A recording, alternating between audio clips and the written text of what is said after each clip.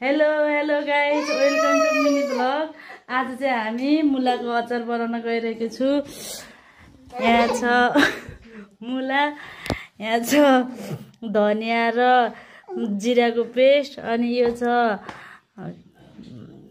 के रे यो चाहिँ तोरी पिसेर राखे। यो चाहिँ तोरीको तेल तताएर त्यसमा मेथी हालेर अनि त्यसपछि अदुवा लसुन हालेर यो अब झान्नको लागि रेडी छ।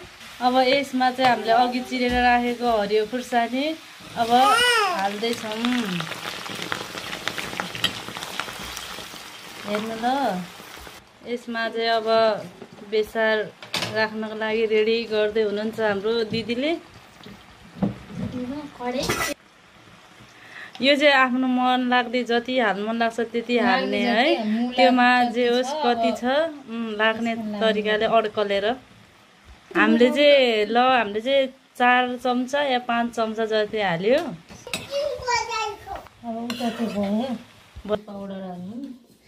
अघि पिसेर राखेको तोरी अब यसलाई हामीले मिसाउनको लागि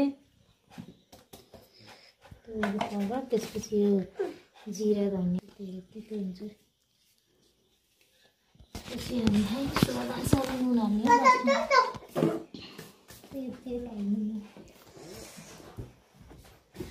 यस्तो विधि हल्ला गरेर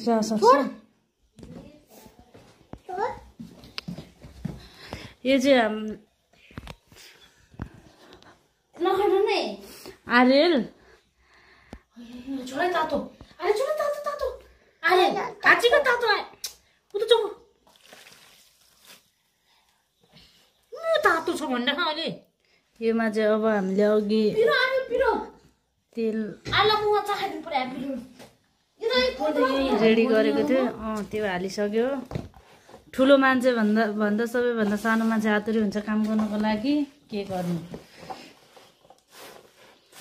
यसलाई मजाले मिक्स तरिकाले भित्रसम्म पुग्ने तरिकाले मोल्नु पर्छ। अब यसमा चाहिँ स्वाद अनुसार नुन हाल्नु पर्छ।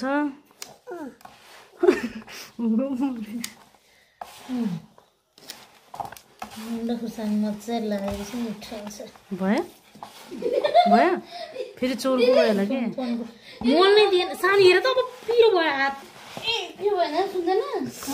हेर्दा पनि खाम लाग्ने भइसक्यो। अब यसको टेस्ट गरेपछि थाहा हुन्छ।